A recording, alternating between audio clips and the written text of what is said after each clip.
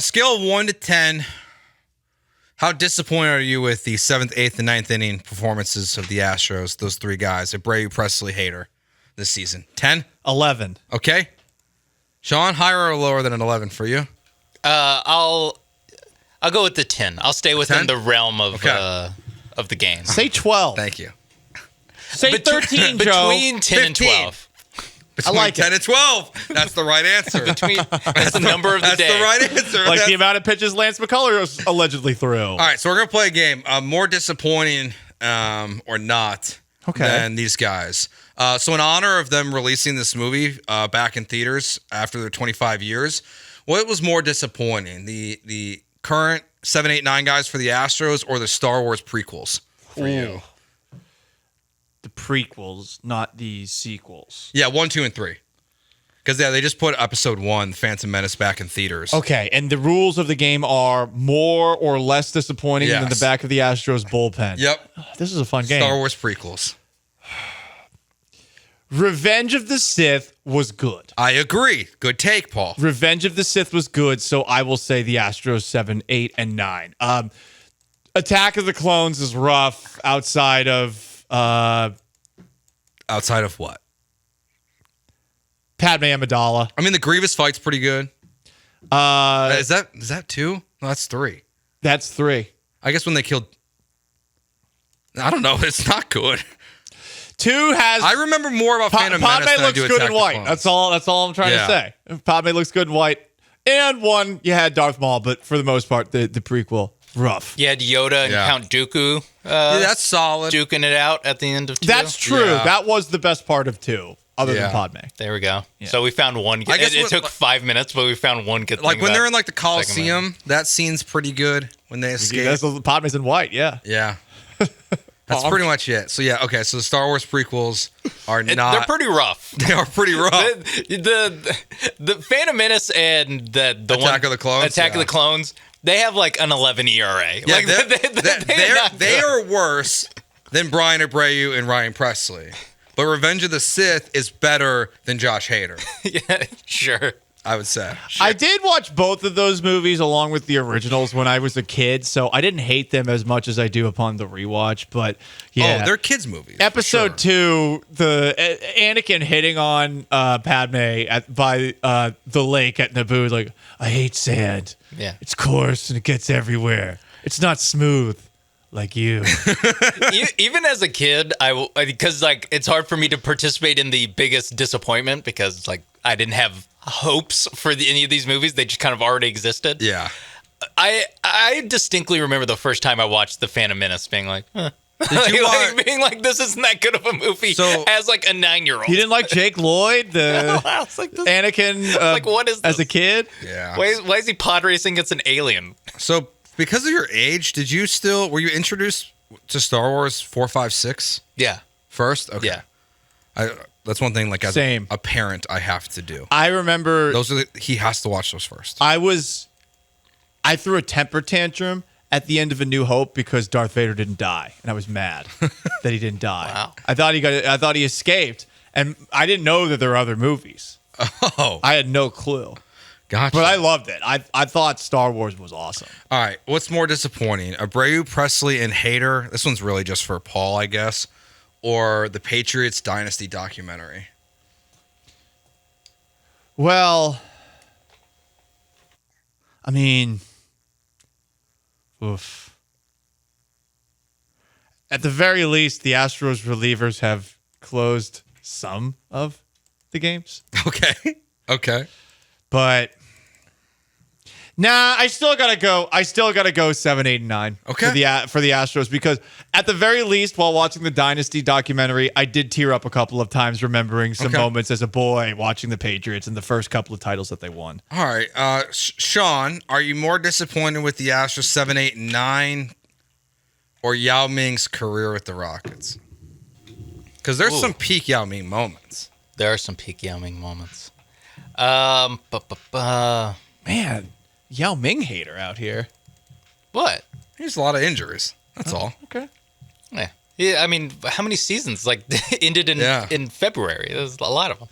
How many All-Star games did he get voted into that he didn't play any of the season? Sean, China might be listening. Got to be careful. They also were disappointing in Yao's career. I'm sure they were. I'm sure they would have loved if it was better. Hall of Fame though. That's a tough one. I'll go Yao Ming's Yao Ming's career more disappointing. I figured that would be your answer. Yeah. The Dark Knight Rises. Bane was in it, so I loved it. Yeah. I don't. The movie's not good, but I know. Bane saved it. Oh, He does. I think the movie's good, and that's it. I think it's like just good, or it's like coming off of one of the greatest ever. That's why. And then that's why. And then the step down from greatest ever to good is big, to where you're like, I don't feel fulfilled, but it's better than a lot of superhero movies. The plot was a little bit jumpy at the end. I did not think that the Talia al Ghul and Bruce Wayne love affair would have happened as quickly as it did. Yeah. Especially after he became quick. a broke boy. Yeah, he gets laid after going bankrupt in front of a roaring fire at his mansion. Maybe that's what you should try. What? File Being bankruptcy. rich? Oh.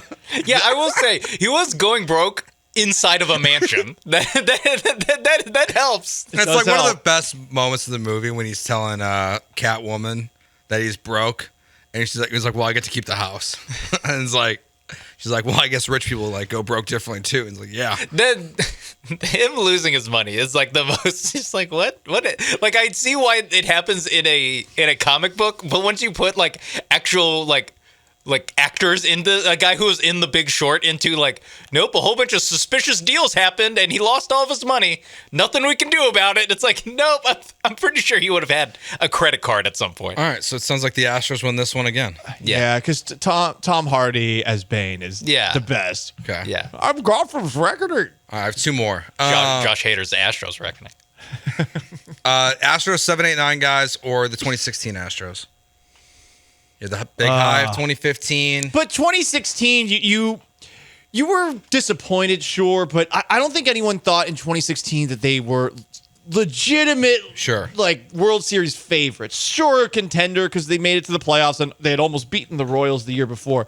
But I remember going into that year thinking, okay, like I'm hoping that we get a similar result to the year before. I didn't. So I will again say 7, 8, and 9. They're so well paid. I know for sure I'm going to get at least one non 7, 8, 9 from you in the next one. Okay. I think as it stands right now, 7, 8, 9 because of the reasons Paul said. But I mean, the 2016 Astros, not shocking. They actually did it for a whole season. Yeah. The body of work. But there's time for 7, 8, 9 to dig themselves out of it. And, just make the playoffs, which is something the 2016 Astros didn't do. Third place. But for right now, you got to go with the current Astros. Okay, I think you're going to not choose the Astros for this one. Okay. I think. I know you as well as I think I do, which isn't super great still, but I'm learning. The ending of Game of Thrones. Yeah. Like, it's probably the most disappointed I've ever been watching a television or movie. You guys go. It took me a while to, I think, get past the ending of the episode.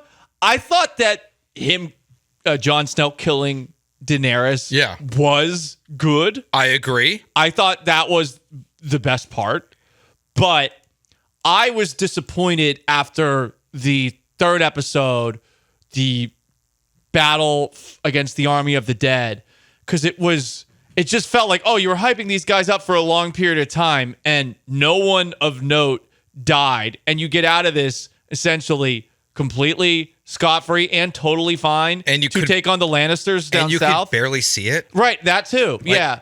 And you've got Starbucks cups and water bottles. Yeah. And you've got trucks in the background. Yeah. It is like the absurd, things that happened in that season. The fact that you saw a truck, a plane, a water bottle, a Starbucks cup in one season of television is incredible. Those parts, I didn't notice them, so not as big of a deal to me. After the fact, it's kind of funny, but the totality of episode or season 8, I mean, the last really good episode of Game of Thrones was the loot train battle, which was preceded by when they marched on Highgarden, and that was a bit of a twist. But that was like the last like good, oh damn moment in Game of Thrones. Tell us, I want Cersei to know it was me. And the loot train battle was sick. It was so awesome. And then after that, it just sucked the rest of the way, honestly. Except for a couple of moments, the Hounds versus the Mountain on the stairs. Even that, I thought that was a bummer.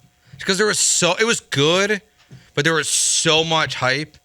I kind of hate that he would that the Mountain was this zombie character.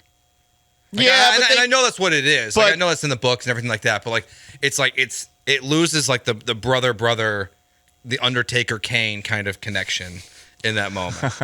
Like I didn't know they were brothers. They are. Isn't he literally? I mean, he's undead. That's okay. You know what? It's like literally what Undertaker Kane. And Kane's burnt in the face. Wait, did that's the whole who wrote thing. this? Who wrote this? George Martin? Yeah. Did he take it from Undertaker and Kane? Maybe he did. Hell yeah, dude. Sean, which one do you lean? Well, because I didn't watch Game of Thrones like as it happened until the last season, so I didn't have like years of build up to this. It was like a month of build up, so I'll still go with 7, 8, 9 because I wasn't disappointed because I didn't have a lot invested into Game of Thrones. I had a lot. I mean, I did a podcast. I'd watched every episode like 6 times. Like, I was like, okay, now I'll see what this is about. And I was like, this is good, guys. It crushed me. That was like being the Game of Thrones guy was like a huge part of my identity. Yeah. Sad. And then they just blew it like that. How many different Game of Thrones characters did you dress up for for Halloween? Only one. Oh, okay. Only Jon? Only Jon Snow, yeah. Yeah, that makes sense. Yeah, I mean, this is the only one I can really pull off. Oh, you could do Littlefinger. That's true. I've loved you since I was a boy, Sansa. Yeah. What a weird character. But I'd have to, I don't know, I'm sorry. Like, he's not... You'd have to debase yourself. Littlefinger's not hot enough to get to... I mean, not that I've ever had sex, but he's not hot enough to help me, it's more of a funny costume than it is. It is a funny costume, but you'd have to explain it too. Littlefinger, you'd have to explain. Jon Snow, everyone knows. Text line here says, the worst part is they made us wait 2 years for Game of Thrones. Well, they made us wait 2 years to get a good lefty in the bullpen, and he sucks too. So, Dusty just hated lefties. Gotcha.